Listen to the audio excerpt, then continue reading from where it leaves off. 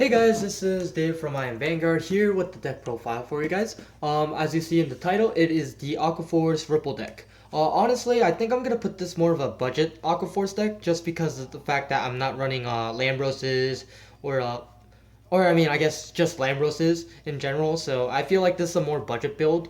But honestly, with this deck, you don't really need to stride. So I feel like strides do not matter at this point for this deck. But I guess I will show you the deck profile I have. I guess with the starter, I am running the obvious starting Ripple, which is basically the ride chain. It is important to run the ride chain because of the fact that you do need to get into the ride chain so you can get your extra cards. So it is important to start off. And then I guess I'll skip to the grade 3 lineups. I will be running 4 of the Genoviuses. Genovius' skill at Limit Break, you can Counterblast 2, discard Genovius from your hand, and stand all your rear guards for the turn. So basically you'll attack with it, you'll stand all your rear guards. So I guess before it wasn't really that effective, but now with the new Legion that came out with for Genovius, which is I do run 4 of the Rolling Ripple, which is the Legion for Genovius. It is very effective because this card has many effects. One of them is when this card attacks, if you have choose up to one of your rear guards and stand it, and I guess unflip a damage. And if you have 3 or more rested, you can draw a card. And then his second ability is Counterblast 1. When this is placed on the Vanguard circle, you look at top 3 and search for 1 Ripple card. So basically, if you Legion, or I mean, you can use this skill to get a Ripple, and then you'll attack with 20k, and then restand all your rear guards using Genovius' skill because it is still considered Vanguard. So I feel like this card has just made this deck really amazing. So I think that these two fit really well. And honestly, I say we don't need to stride because of the fact that most likely we are going to play the grade 2 game against the opponent, just staying on grade 2 so they can activate their GB effects. And I feel like cards like Lambros will be very effective for this deck only against decks that can play the grade 2 game with you, such decks like Sanctuary Guard or Shadow Paladins is the only decks I feel like this card will have hard matchups. Of course, Link Joker will be the other deck, but for now, for GB wise, Link Jokers have a lot of GB abilities, so this deck still has a chance against it. But I feel like when Chaos Breaker comes out, it might be a little difficult, so I might have to rely on strides a little bit more. But that's story afterwards. Most importantly, I think this is probably it's a very simple deck, but this is going to be the most effective part, which is the grade 2s. I am running, of course, 4 of the Rising Ripple, which is the ride chain. Basically, if you have the grade 1 underneath it, it'll be a 10k.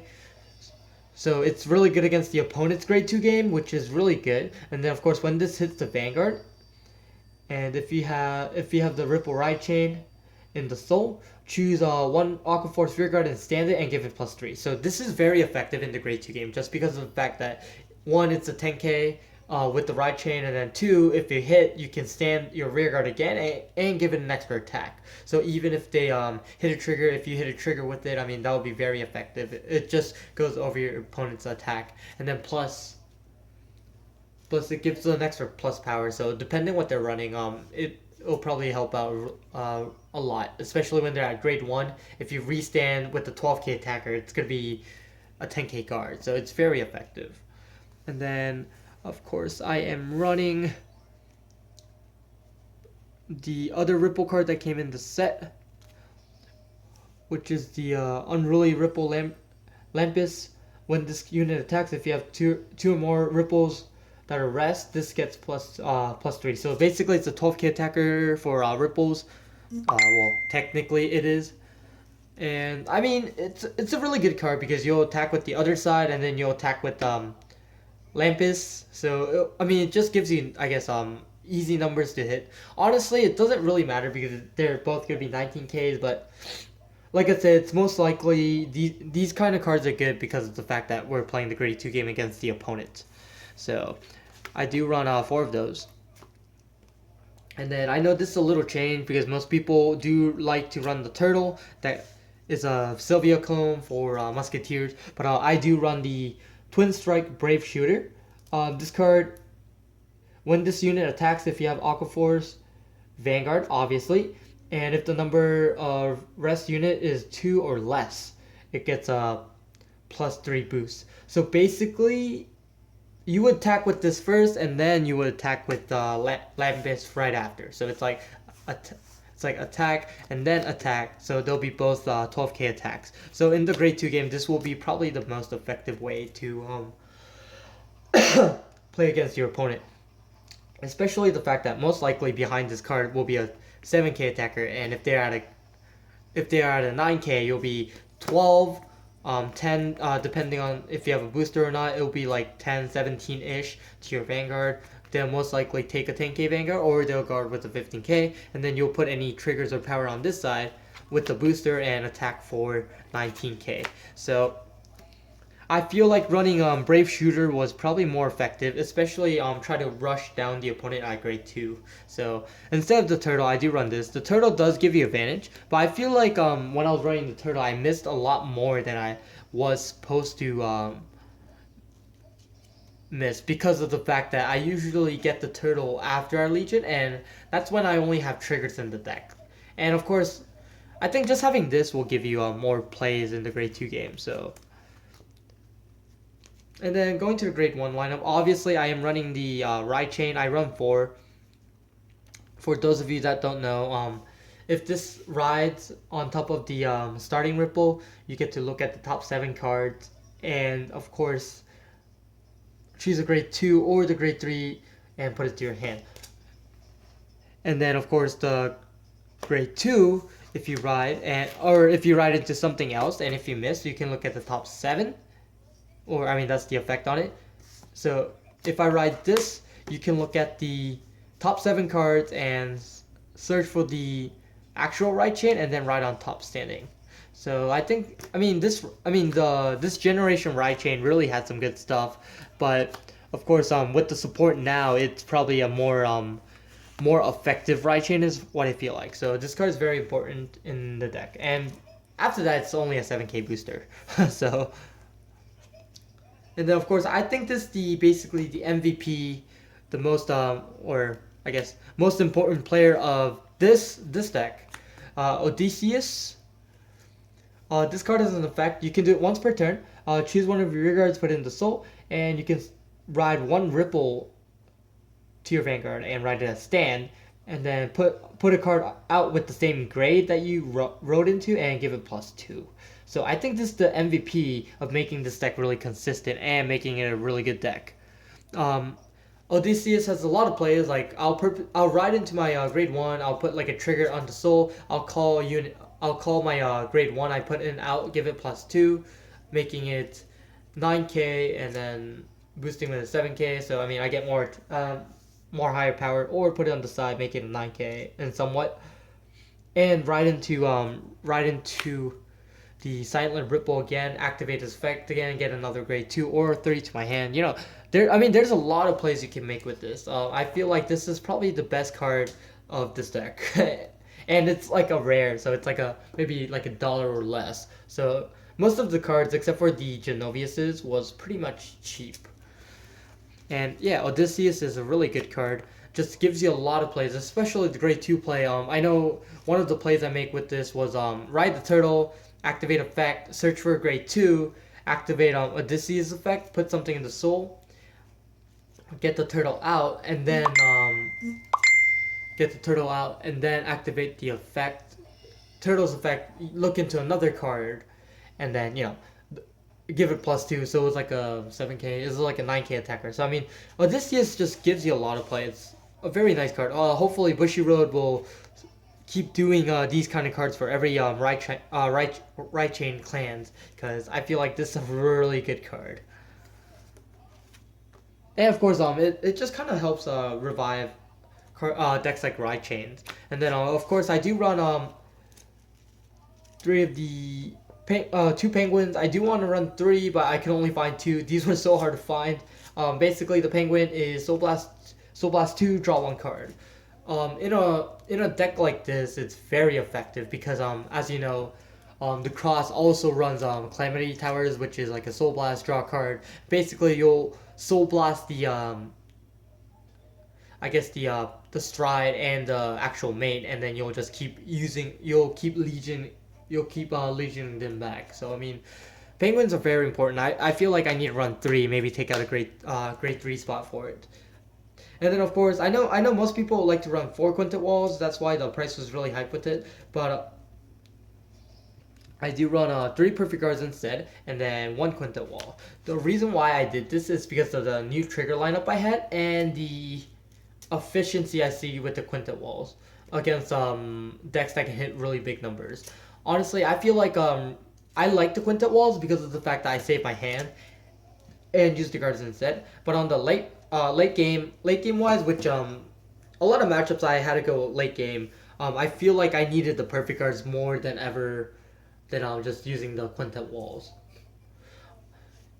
Uh, and of course on late game wise, like usually the situation where I can win, but I just need an extra turn, I end up decking out was one of the issues I had with the deck. So I feel like just maybe one or two quintet walls is what I recommend, and then I still like running perfect guards. Flip perfect guards you don't really need because you barely use your cannon blast in this deck. So I just run perfect guards that I can guard my riggers with, just in case matchups like Laurel or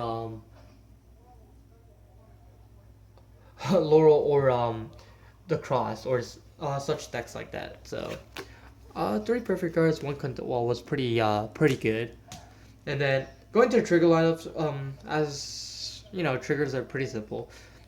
For heals, I I don't I don't think there's no reason why you shouldn't run heals. I do run the Ripple perfect guards. I would like to explain. I guess I run six crits in total. And explaining the crit trigger. If you boot at the end of battle after boosting a unit, if you have two or more ripples rested, you may pay the cost, which is put this at the bottom of the deck. Look at the top 5 cards and put a ripple to your hand and shuffle the deck. So basically, he's a ripple searcher at the end turn. Like you'll put him behind a certain you'll put him behind the Vanguard. You'll swing with one column. You'll swing with the other. You'll attack with the Legion column. Uh, at the end of the battle, you activate effect, put it into soul, look for top 5, you'll get a ripple to your hand. So I feel like this is a really good card. Just gives you more search power as well. And I do run 6 crits because of the fact that I did increase draws. And honestly, if you early game really good, I feel like crits are not much needed. I mean, crits are still needed, but not as much as the draws. The reason why I decided to increase the draws in this deck, which I usually don't do because I'm scared of decking out usually, is because of the fact that one, I do like to run into the perfect cards. Two, it just gives you extra cards, which you probably need. So it's like the theory of using quintet walls, but you know, putting into a trigger instead. And then of course, depending what the opponent is running, if they grade 2 game you, you'll have draw triggers. So if you damage check them, it'll be really good because you'll just keep getting cards, and next turn you're just gonna push really big because you have a lot of cards. And I feel like draw triggers are really good defensive triggers. So I do run 6 draw triggers in general. I did try 4 draws and 8 crits, but honestly, it was good in late game. But I feel like this game's more of an early game rush deck, so it's pretty good. And then going to the stride lineup, I do run 4 of the Ripple stride. Most people, I think most people would run 2, but like I said, I didn't want to really pay for Lambroses because I really didn't see the uses of running Lambroses in general because I'm most likely gonna play the grade 2 game.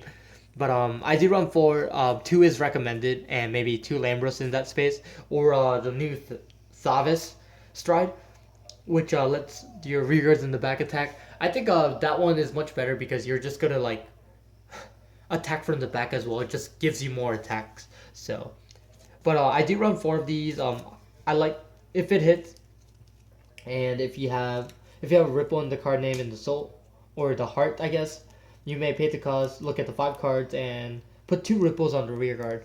So it just gives you an additional attack. But honestly, I mean, I think it's a decent card. I mean, I can't say it's bad. And when it hits, it has to hit is the other thing, and you have to unflip itself. So I can't say it's like the best card, but it's not bad for a deck that's not gonna use strides anyways. So 2 is recommended. The reason why I say 2 is sometimes it doesn't hit, so you'll have an extra copy left. I mean, I could say 3, but I mean, there's no point of running 3. If you're gonna run 4, run 4. If not, just run 2.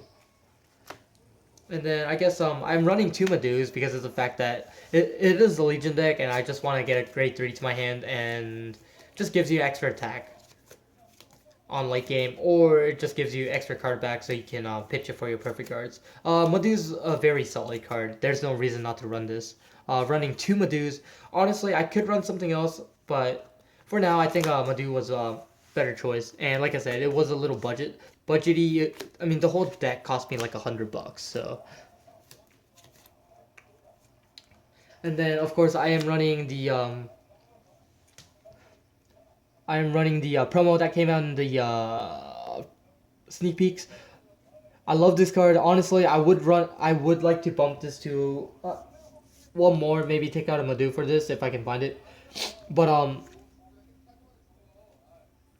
when this unit attacks the Vanguard, you may pay the cost.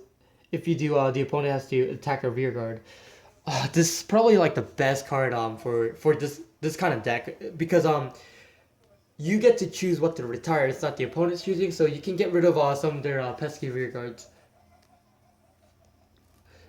So it's like I'll probably try to take out Madu for an extra copy, but yeah, I think running 2 of these might be more effective. And then lastly, I do run 1 Blizza just because of the fact that sometimes I can't hit with Ripple. I'll have an extra card left, and I feel like that's kind of useless. So I'll use Blizza's effect, unflip the extra copy, and then just swing for a big number. So just 1 Blizza. I think Blizza's pretty much staple in Stride deck. And I guess that's pretty much it. It was a long video because I had a lot of explaining to you, because there's a lot of plays that you can make, and just try to get into some detail. But make sure you guys comment, rate, subscribe down below, and like always guys, imagine the victory. I am Vanguard.